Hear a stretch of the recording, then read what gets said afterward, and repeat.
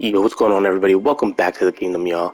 You already know it's the king speaking to you, and you're stepping straight into part 31 of the Disco Elysium playthrough.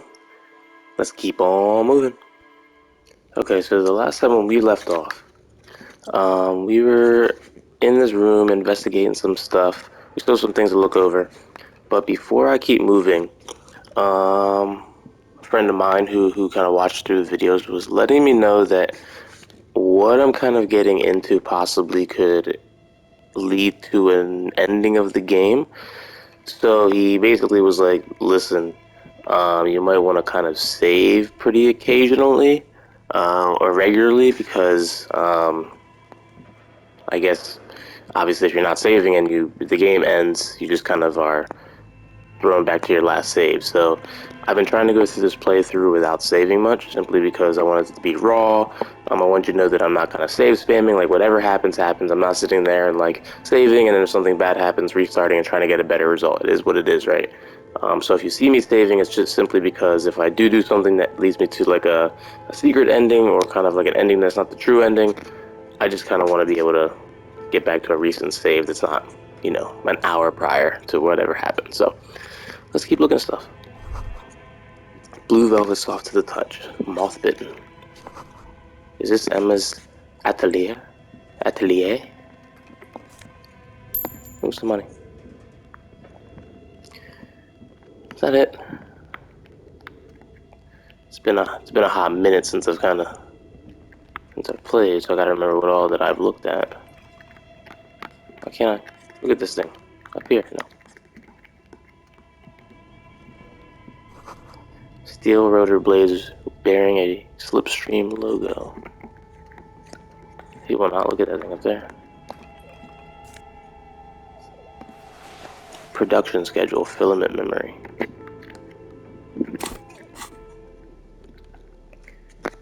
This cube-like crisscross of filaments feels oddly fragile in your hand, its intricate structure covered in dust. Silver tape on the side reads production schedule. Note, this filament contains information that can be read using a radio computer. Oh, there we go. Skis with slipstream printed on the laminated top layer. Was that filament what I'm here for? Again, it's been a minute. Give me the benefit of the doubt. Tiles on the cube are still smoldering.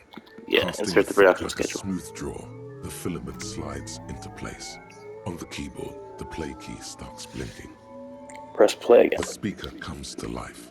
Static seeps through the machine's planar magnetic driver. An old lady greets you. Her voice sounds 100 years old. Good afternoon. Fortress accident en rue de Saint-Ghislaine. This is East Insulindian Repeater Station 1. Please repeat. Is this the production schedule? Yvonne, it's me. How are you? Let's try the password for the production schedule. Good. Please repeat the password. Say afterlife, death. Password, I'm really bad at passwords. Can you give me a hint? Is it my birthday? This is the please open this thing. Good. I've unlocked the production schedule. After ending the call, please press print to access the filament. Really? She just used the same password? Maybe those radio computer guys aren't that paranoid after all. Fortress accident. Is there anything else I can do for you today? That's all. Thank you, and goodbye. The old lady's voice disappears along with the static. Tiles on the cube are still smoldering, casting the framework in a soft glow. Fluorescent play and print keys shine on the keyboard. Let's press With a quiet determination, the printer starts printing, a piece of paper unfolding like a handheld fan. A black crisscross of letters covers its surface. Read the printout. It's a project report written by the lead producer, Andrew Andy Schott, about Whirl Untethered, a radio game developed by Studio Fortress Accident. The first few pages give an overview of the capital and workforce, while the rest of it seems to be a production schedule. Read about capital. I want to know about money. Read about the workforce. Who worked here? In its short time of existence, Fortress Accident SCA managed to burn through truly insane amounts of money. The first tranche of seed financing brought in 150,000 Ria, but then came the delays. Eventually, the damage reached 400,000 Ria, with only half of the game finished. Gosh, where did all the money go? Oh, where did they get all this money? Let's just say it was a real adventure for their Igaunian investor. Fortress Accident employed 18 people, the bulk of the team composed of writers and concept artists. There were also radio programmers, sound engineers, a CEO, 2 marketing experts, and a single overburdened producer who developed a habit of popping Pyrrolidon in the basement to escape his obligations. Why did Fortress Accident have so many concept artists? Wait, why did a radio game need so many artists? It didn't. It didn't need so many concept artists? No, definitely not. A few more producers could have come in handy though, especially when dealing with writers, some of whom routinely skip to work because of mental health issues and extremely unprofessional sleep schedules. One of them even managed to steal some valuable company property before skipping town for good. Skim through the production schedule, whatever it The is. production schedule depicts their glorious descent into bankruptcy. Because of the concept artists? Not the concept artists. It wasn't even the writers. With their panic attacks and 3-hour lunches, it was impossible not to fail. The project was too large, and no amount of money could satiate the ever-expanding ambitions of the development team. They tried to make a 4 million real game with 400,000 in their bank account. They thought they could bridge the gap with pure willpower and imagination. They couldn't. I could have bridged the gap. Oh, so they were done in by their own ambition. No. Even then, success remained within an ever-narrowing margin of possibility that, despite everything, never entirely disappeared. That is, until they discovered the Valley of the Heads. The what? At the 11th hour, the lead designer, Jimsk-born Suliswav Jalisa, decided that what Wirral Untethered needed was a secret mystical location at the extreme edge of the map. This place was to be the Valley of the Heads, where the heads of all the headless constructs could be found. The player would have been able to choose a head for their headless party member, and each head would have been voiced on air by a professional actor. This is some insane shit. Who were these people? The world had never seen their kind before, and might never again. How many heads were there? So many. The last count, there were approximately 10,000 heads for 10,000 headless men, all of which could be endlessly recombined. How many combinations could you make out of that? Do you really want to know? There seems to be a calculation here, but it may take a while. Sure. My God.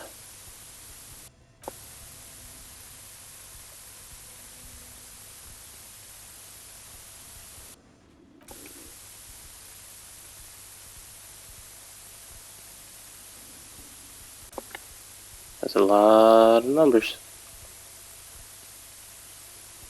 The lieutenant taps his foot impatiently, his arms folded tight against his chest. I'm calculating, bro. Give me time.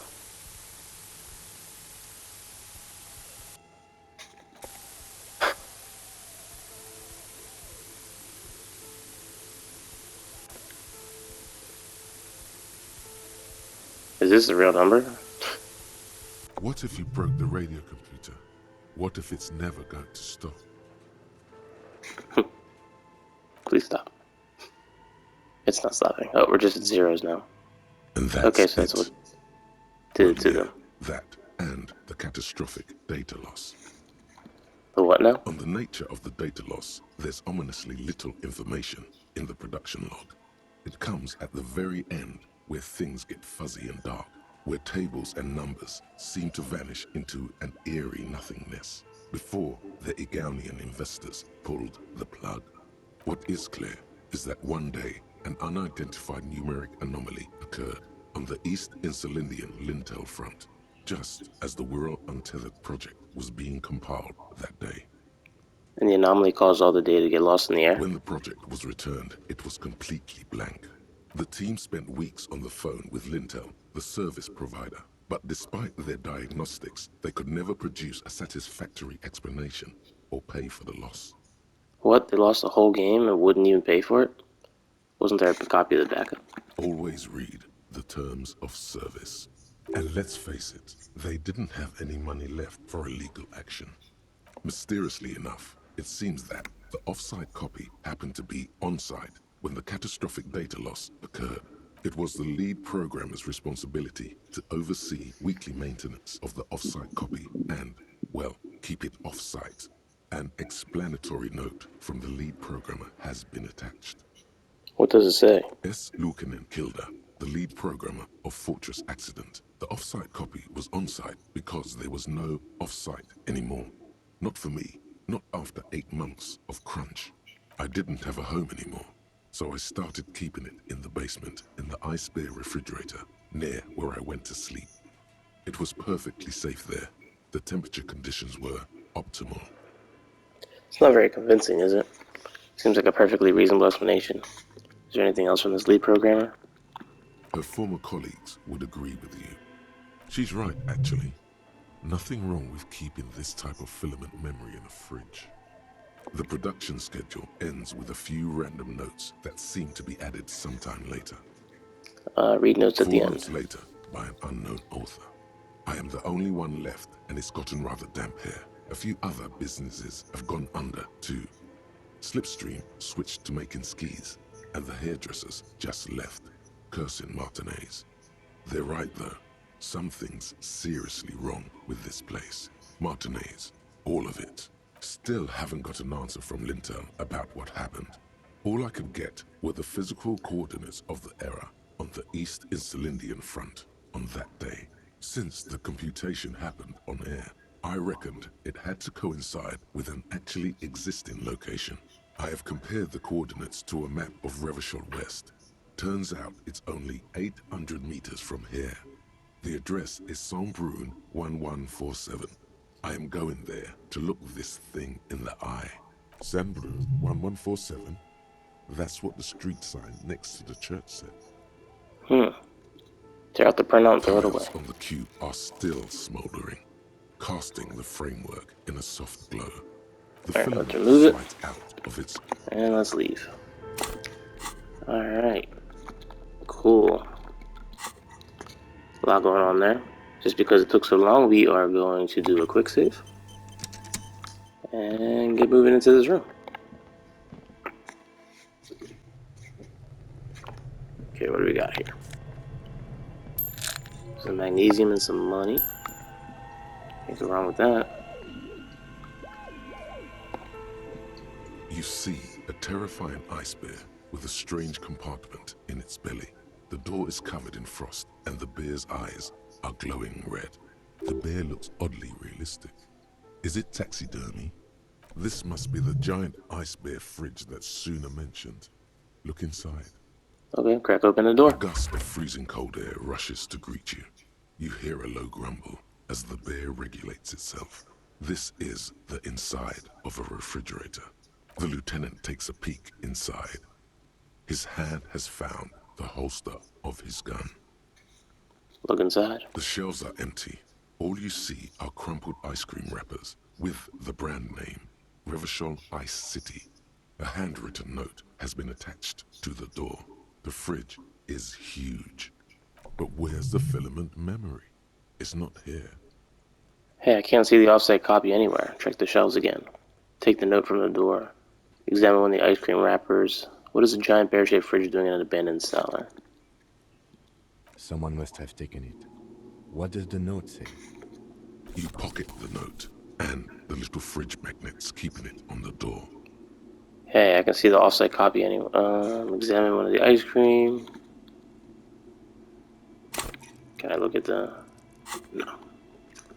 Examine one of the ice cream A wrappers. friendly cartoon bear smiles back at you from a glossy cellophane wrapper.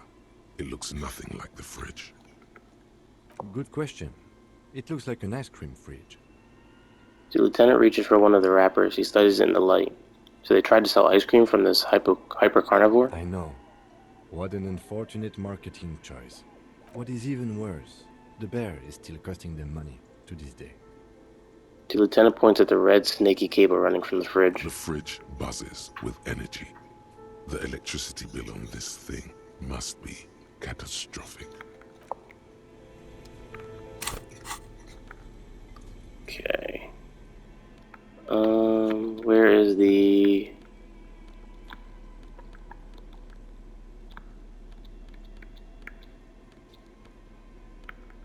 Didn't I pick... Oh. I'll say, where's the thing? A handwritten note you found from the giant ice bear fridge. It still bears some marks from the fruit-shaped kitchen magnets that were used to secure it to the refrigerator door. The note is written with a blue pencil on a piece of lined office paper.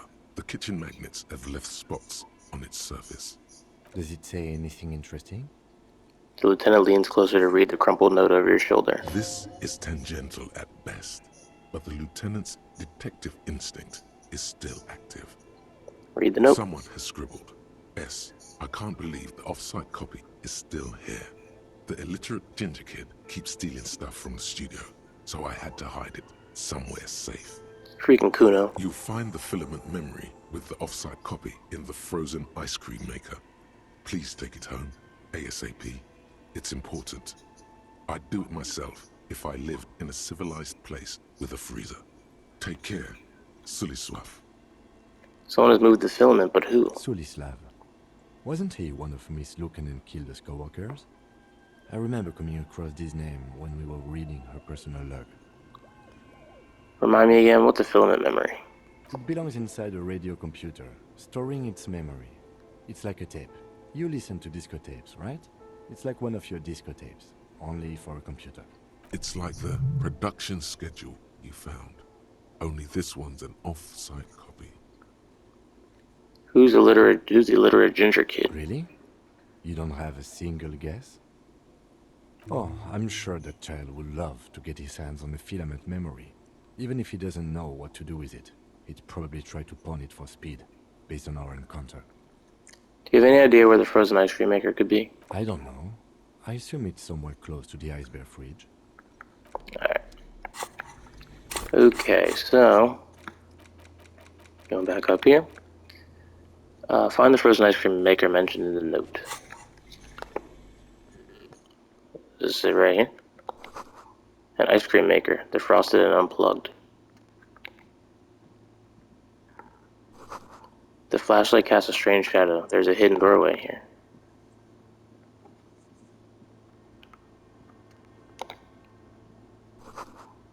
Two rusty rifles are hidden above the piping. They look inoperable.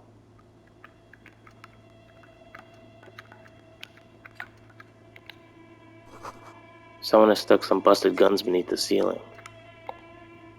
A few bricks have fallen off, revealing a compartment behind the wall. It's too dark to see in. Where are we? Look around the secret room. Seems like an old bunker from the revolutionary period. Look at all those rifles. Must be an old weapons cache. Look, there's a hole in the wall. There is, yes. And there also appears to be something inside the hole. Interesting. Do you want to take a look? Okay, I do. Your hand reaches deep into darkness and spiderwebs. Rummaging around, you find rusty rifles hidden away. Rifles, Kim. Are these any good? Inspect the Most rifles. of them are rusty and inoperable, like the rest. But one catches your eye. A bolt-action model with a fine wood stock, in better cosmetic order than the others. Take it. You're a police officer. Police officers carry guns. This one looks nice. Here we go. It's a rare sight. Whee! It seems to no longer be functional, but still a beautiful thing in its own way. Alright. What does this mean, a rifle here? It means there are firearms, breech loaders, still lying around in Martinez. This could prove useful in our case against Ruby for Titus. Men are easily swayed by the sight of a rifle. He likes this find. Good. Let's leave. Oh boy. Your boy got a rifle. Boy got a rifle.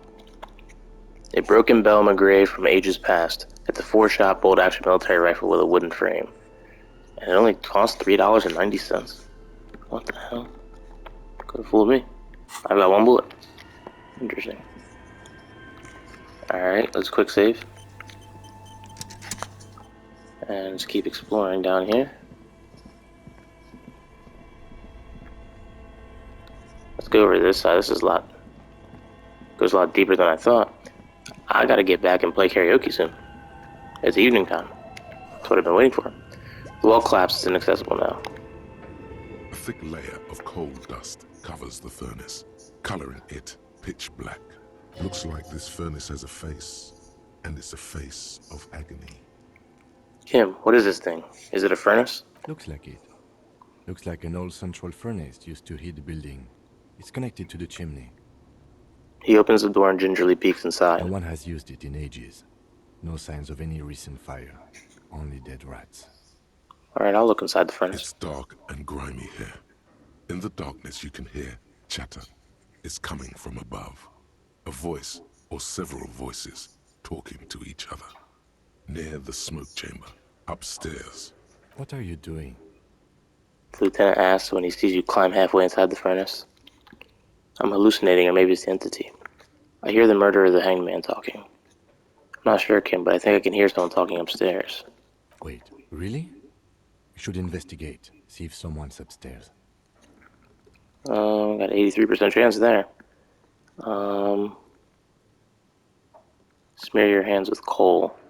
A lush layer of coal now covers your skin, sinking into the wrinkles. Your hands look ancient. You feel the spirit of Ramut Karzai, ancient hero of Grad, pulsing through you. All that's left is to cover your face in war paint. Handra Makatai. Smear your cheeks with black with coal. No, let's not express ourselves. Let's just wipe our hands clean. How grown up.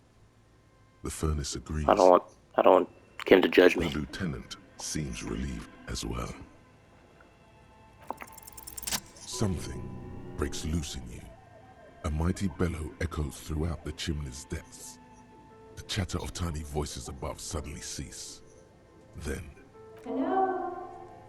You hear a woman's voice answer. you've awakened the entity. This is the police. Who's there? Hello? Did you say anything? I can't hear you. Please come upstairs. There's a safety curtain on the second floor. I'll open it. You hear a low rumble upstairs. The sound of a curtain being pulled aside. After you, officer. Kick it with your foot. A hollow ring echoes through the furnace. Your toe hurts. Yeah, I don't know why that needed to happen. Should've known better. Okay. Let's check this stuff out. A frozen ice cream maker that's still running. Oh, nice. Nosifed for my hurt foot.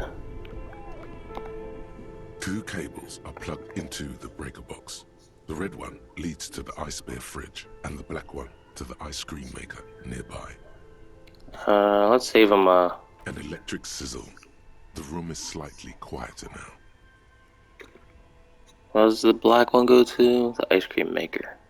Something close to you dies with a soft electric purr. Why did you do that? It's black. It's not like the red one. Because black, the color of immeasurable cosmos. I don't know why I'm plugged. I do things without any reason. The lieutenant raises his brows, but doesn't say anything. The electric distribution board now has 1 cable missing. Alright, put the black one in. A machine hums along with the current. I'll save the people the money of the red one, though. Insane mesh tank top. Ooh.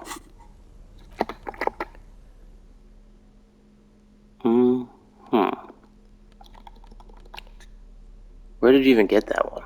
No, really. Who put it in that drawer? No further comments. Wear it at your own risk.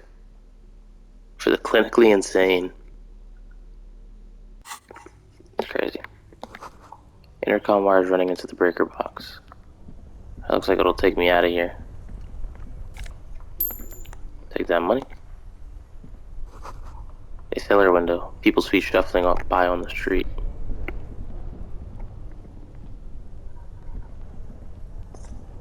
Alright, let's head upstairs. Oh, so this is where it leads me to. Perfect. Let's do a quick save. I guess it makes sense because it's connected to this building. I wonder where that lady... An old callbox. East Delta Commerce Center. This must be the... opened the curtains from. Is the store lady? Well, we'll come back in a second. I would like to go sing some karaoke. It's evening time.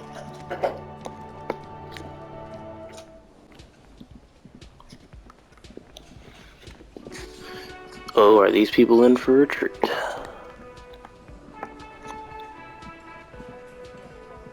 The stage is all set up for your performance.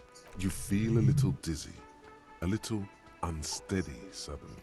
So, are you ready for your thing now? Let me know when I should turn on the karaoke carousel. Alright, here we go. The air is Oh. thick with anticipation.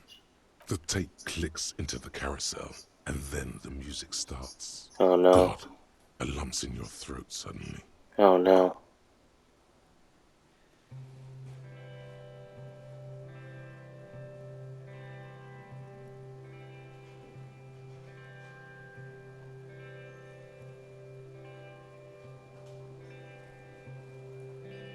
I would often go there Oh. to the tiny church there, Okay, they're loving it. the smallest church in Sanson. Mm-hmm. Though it once was larger, how the real may rest there, Mm-hmm. down through the mist there, towards the Seven Sisters, Oh yeah, look at Titus's guys. Enjoying it. towards those pale cliffs there. Mm-hmm. Mm-hmm. I would often stay there in the tiny yard there. I have been so glad here, Pouring my heart out on that stage. looking forward to the past here. But now Damn. you're all alone. Damn. Get rid of my all. None of this matters. And all.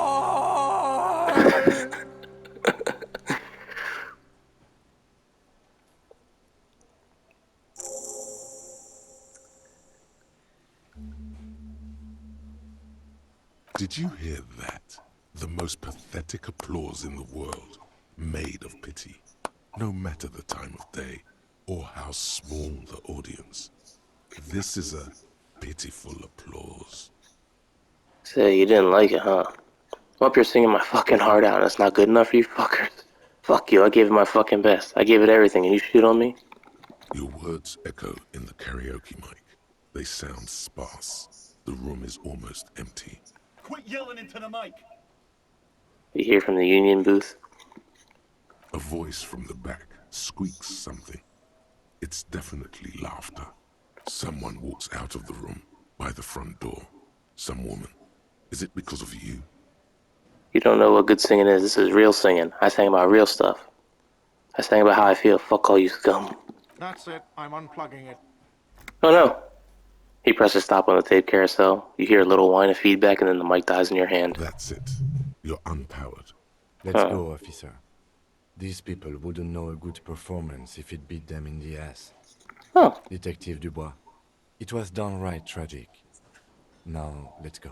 I mean it, he thinks. To him, being a cop in the RCM was truly expressed in that performance. Well, at least somebody likes it. A bunch of assholes. Okay, well, that's finally done. And I can level up. Where's drama? I'm leveling up drama simply just because I was dramatic there. Okay. Is she the one that drew back the curtains that I heard? You're alive and well. Don't keep me waiting now. What's in there? In that dark sarcophagus? The dark sarcophagus paused dramatically. Yes? How was it? Tell her how ghastly it was. You know it's what she wants to hear. It was a charnel house of failed business enterprises leeching life energy from the bookstore. Honestly, a dump. Nothing to see there, just heaps of garbage. Someone should let the sunshine in. I am in no position to give out personal opinions. I knew it. Oh, such horrors that have been thrust upon us. She shakes her head. But what else did you find? Did anything survive? No, of course not. Have you located the entity? You don't have anything of substance to tell her until you found that entity of hers. Do I need to go back down there and find the entity?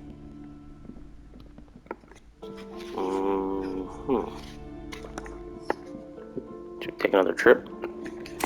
Kind of look at our objectives here. Search for the malignant entity, yeah. Helps you know the project. Yeah, we still gotta do some things down there. Let's just go back down. See if I open this after I've unplugged it. The bear's eyes are dead and empty. Ice inside the fridge slowly melting. The power has been cut off. Huh. That doesn't do anything. Let's go back to this thing. This orange machine is buzzing like an old submarine. It has a hand-cranked ice cream churner on top and an electric freezer that appears to be frozen shut. Turn the ice cream crank. Turning the crank feels oddly satisfying. Frozen shut, maybe I should turn it off. Childhood dreams. In the distance, you hear water dripping. It's all gone now. You'll never become a poet or an entrepreneur. Let's unplug it and then try to open it. Only the black cable is something close to you. Very smart. Opening the lid should be much easier after the ice cream maker has defrosted. Yep. This orange machine, you slip your fingers under the frozen lid, but the ice is too cold for you to get a good grip. A pry bar would come in handy here, or something stronger, like the Kvalsund KR2 multi-tool. Didn't Sona give you a perfect tool for this kind of job? The Kvalsund. You should take it out. Equip the multi-tool by going to the Tools tab in your inventory. Yeah,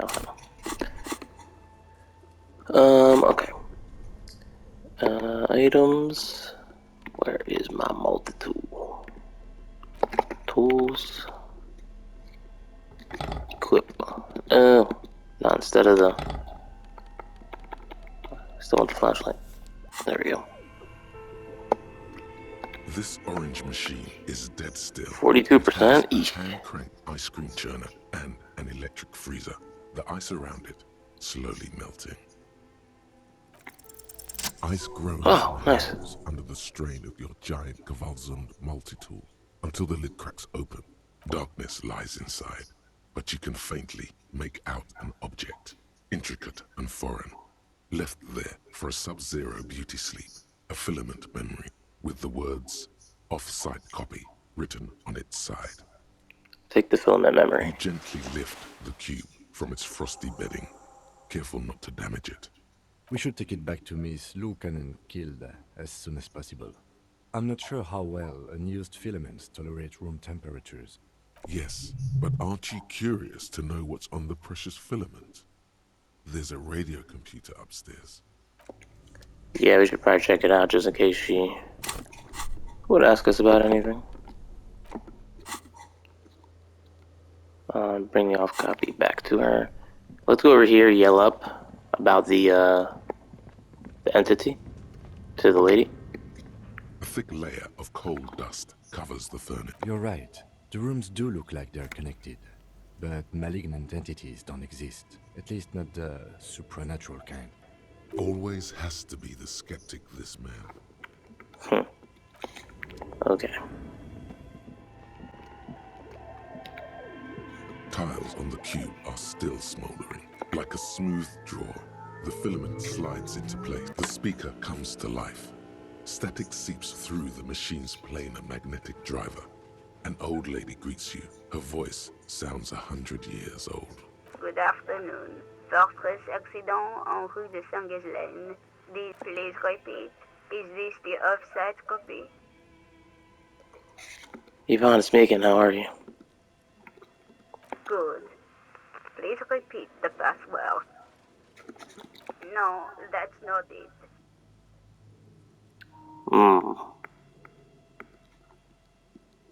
Password. I'm really bad at passwords. Can you give me a hint? No. A hint system is not part of the protocol for repeater stations. Received. Don't worry. Passwords have a way. Fortress accident. Is there anything else I can thank? Tiles on the cube are still. The filament slides out of its glowing nest. Alright, well.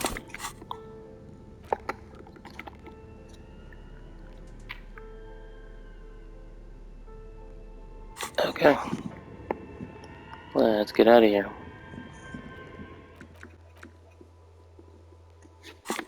Call Alice back. Has it been a day?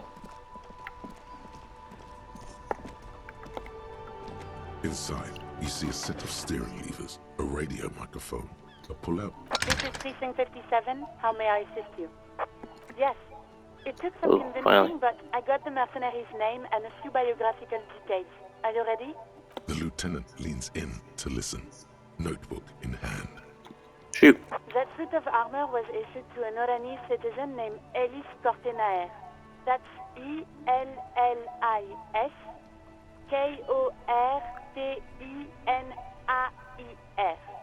Exact date of birth unknown. He was signed into the Lelystad County Neonatal Care Unit on 28th of February 09. Neonatal care unit. He was found as a newborn in a leaf compactor near an abandoned farm. He spent 4 months in the neonatal unit, survived apparently, and was assigned to a foster family at 2. According to Klasia, Lele said his real name wasn't really his. Perhaps that's because he was fostered. This is what the ICP knows about him. He was raised by foster parents, entered the East Brand Military Academy in Vredefort at 17, then served in the Oranese forces till he was honorably discharged in 41, just a year before the Seminese conflict. Then the armor followed him to Seminine, or at least I assume it did. And that's it. There are no records of his employment in Crenel, or any of its other incarnations, or him even entering Ravachon. Wait, he was found in a leaf compactor? It's a garden tool used to press leaves into these cubes. It's a detail the hospital had, the only detail in these files. So I thought it would be good for you to know.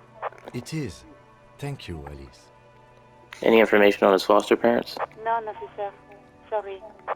So all we have to do is connect him to Krenel's the armor. Even that is a small miracle. These organizations usually double-check their inventory. Thank you, Alice. Great work. No problem, Lieutenant. She sounds A pleased. compliment from Lieutenant Kitsuragi. Not bad. Well, we have his name and service record now. A name. This is very good. Ellis Cortenaer. He says to himself. Sometimes police work is about human dignity, about giving back names to anonymous victims. I'm glad the inquiry was helpful to your investigation, officer. Did you have any other questions? 57's over and out. In the cabin, you see a set. Alright. Well, that's another thing done. Can level up again. Getting through these quests here. I still refuse to talk about her friends. Maybe she'll open up later after you've helped them set up the nightclub. It's Noid. Nightclub. Find Idiot Doom's spiral jacket. Somewhere on the boardwalk. Everyone keeps talking about this boardwalk. I gotta confront the pigs at 2200. Well, quick save. And we can level up. Let's see what we would benefit from leveling up. Tons of interfacing, there always kind of has been.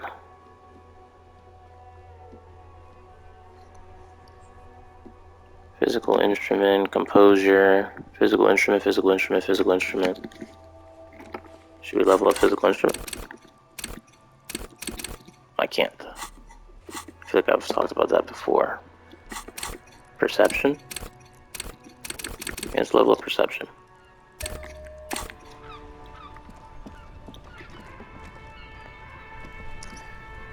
Okay.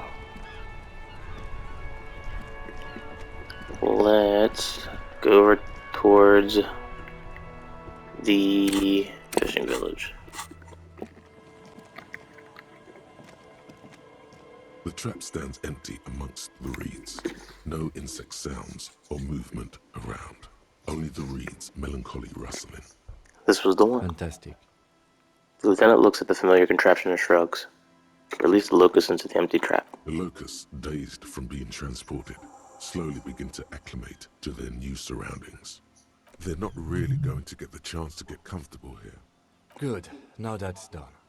When do you think we will return to our impending apocalypse of a murder investigation? Don't answer that. It was a rhetorical question. He doesn't want to. But if there is one more cryptozoological runaround, he must force the investigation back on track. This better be it. Okay, well. You restock the trap and report to Lena in the whirling. I guess we can do that.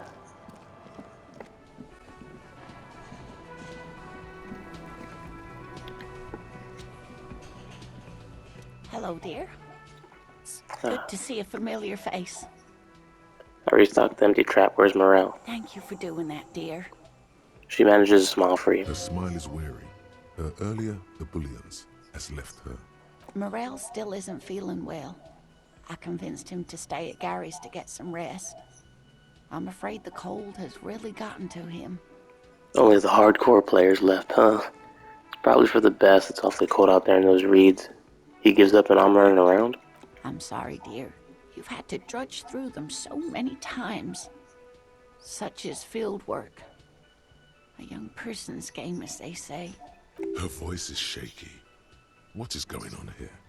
So who's going to check the traps? Morel will eventually, or we'll talk Gary into going back out, perhaps.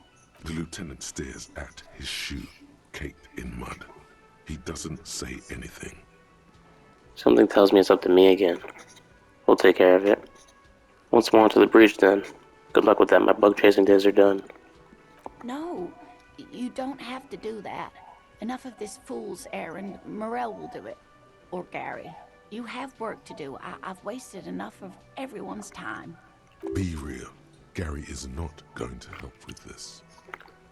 We'll take care of it. That really I know is Kim's not too gonna be much, happy. Sweetie. Thank you for your dedication, but I can see you're coming down with a cough yourself.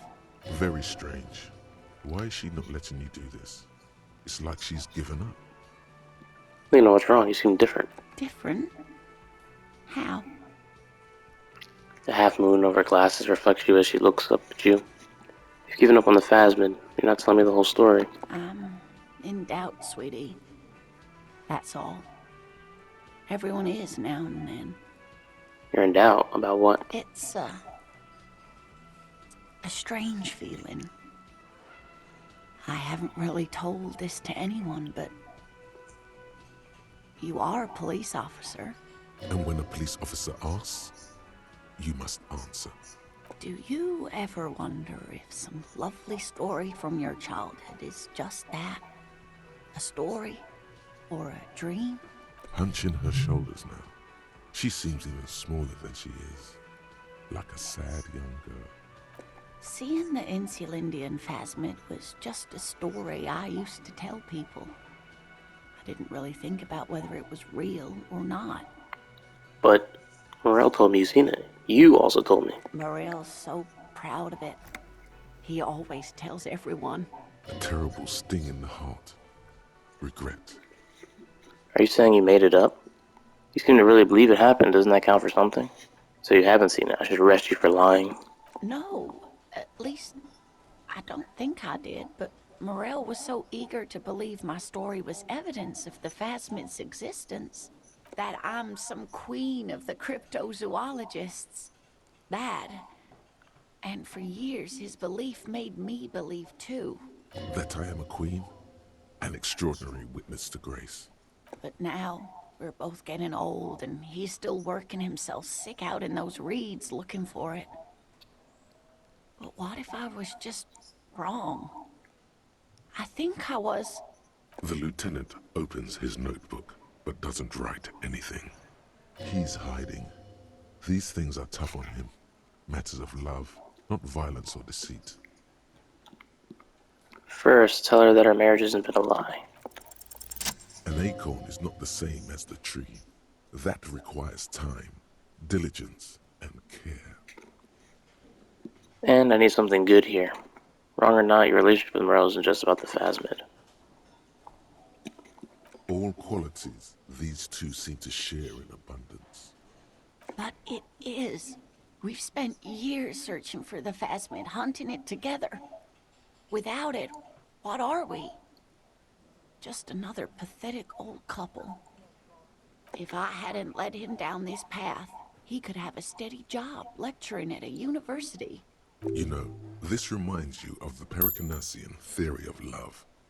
In essence, love is a relay out of death. Generation by generation, our love remains in our progeny. Lay some of that on her. You know, the Pericarnasians theorize that love was the key to immortality. Oh, sweetie. I don't think the Pericarnassians were thinking of people in my situation. She looks down at her legs. I was a paraplegic before we met. He didn't know before I arrived. On our first date. If I weren't the queen of the cryptozoologists, if I didn't tell him that story...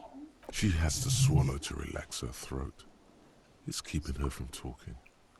He'd still be into you. It's not how these things work.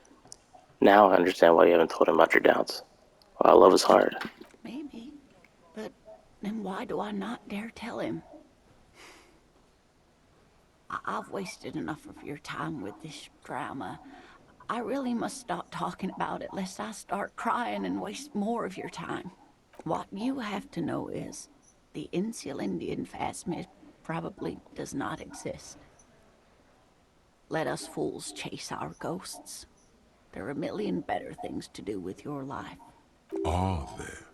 Some of the other things are pretty bad. To hell with this, I still believe you saw the Phasmid. Thing is, you're not sure what... Wait, thing is, you're not sure you made it up either. Okay, at the false memory doesn't mean all cryptids aren't real. Chase another one. You're right about all of it. I need to get back to my work. I'm not sure of anything. Sometimes I still see it, you know. The real memory. Not the memory of the memory, but it's so hard to tell the two apart. Rising. Unfolding from the reeds on a hot summer's day. Like a benevolent god. Either way, I should go. Poor Morel is running a fever, and I need to get him home to Jamrock before we overstay our welcome with Gary. Are you sure you don't need help getting to Gary's? Oh no, thank you, but I can get there on my own. This old thing is gas-powered. And then a taxi home. It's not so bad. You do. I'll check the trash one more time. Be careful out there, Lena. It's been a pleasure, man. The rest of it's pretty grim. Really? Oh, sweetie. Please don't get stuck on a dream. Take it from me and Morel. I'm so pissed. No one can stop you from finding the Phasmid. Can I have your address just in case there's news? Okay. It's 1113 Tabernacle Road. Jamrock, but... A sigh. She doesn't think you'll need it. Yeah. Careful out there, Lena. It's a pleasure, man. Likewise, sweetie. Thank you for everything. Truly. Even though it turned out to be a... The sentence remains unfinished. Time. You dream? A lie? Like that, she drives off. The gas engine putters quietly as she gets to the doors, then pushes them open. Outside, the cold, coastal wind blows. We should go too. Well, there she goes, riding off into the sunset.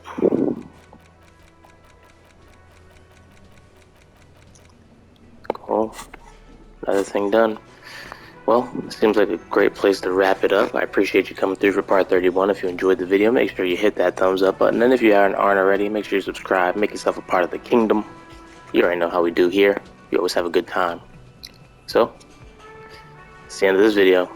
I hope to see you back in part 32 of Disco Elysium. Until then, y'all. Peace out.